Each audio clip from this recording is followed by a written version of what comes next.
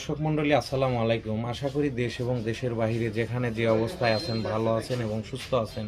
প্রিয় বন্ধুরা, আপনারা জানেন আমি সমাজের অসহায় হতদরিদ্র নিয়ে কাজ করি।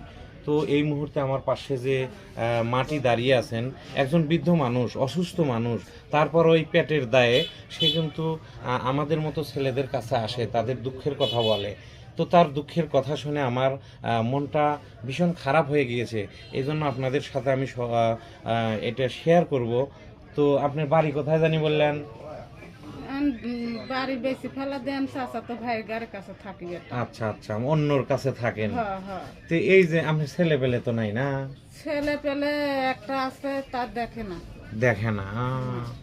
তো কাকা কাকা আছে কি? কাকা 11 বছর ধরে ক্যান্সার হয়ে মারা গেছে। ইস, নিজে কোনো কর্ম করতে পারিনি। শোনা, আমার 2 পায়ের মাজার হাড় ক্ষয়ে গেছে, রগ ছিঁড়ে গেছে, তারপরে বাঁ পায়ের রগের সমস্যা।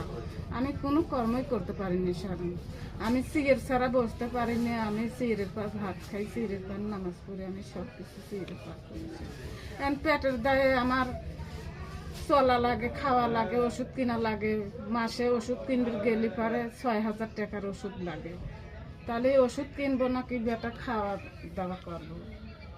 তো বন্ধুরা, এতক্ষণ আপনি একজন লড়াকু সৈনিক, সে কিন্তু তার নিজে মুখেই বললেন, তার জীবন যুদ্ধ নিয়ে কথা বললেন।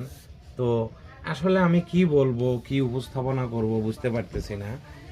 আসলে আমার ক্ষুদ্র মানুষ, আপনারা জানেন, আমার তরফ থেকে আমি যতটুকু পারি তাকে দেব, এবং আমি আপনাদেরও কথা দিচ্ছি, এই ভিডিও থেকে যা ইনকাম হয় আমি তাকে খুঁজে তার বাড়িতে গিয়ে আমি তার হাতে তুলে দেব। কিন্তু কথা একটাই, আমার একার পক্ষে সম্ভব না। আমি হয়তো একা বেশি দূর এগোতে পারবো না। তো আপনারা অবশ্যই সহযোগিতা করবেন। যদি সে এমনও তো হতে পারতো, সে আমাদের মা বোন হতে পারতো, তাহলে আমাদের দায়িত্ব আছে।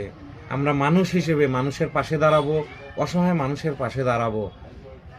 ইনশাল্লাহ তার ব্যবস্থা আমরা করব। আসুন হাতে হাত রেখে, কাঁধে কাঁধ রেখে অসহায় মানুষের পাশে দাঁড়াই। প্রিয় বন্ধুরা, আজকে দুঃখ ভরা মন নিয়ে আপনাদের কাছ থেকে আমি বিদায় নিচ্ছি।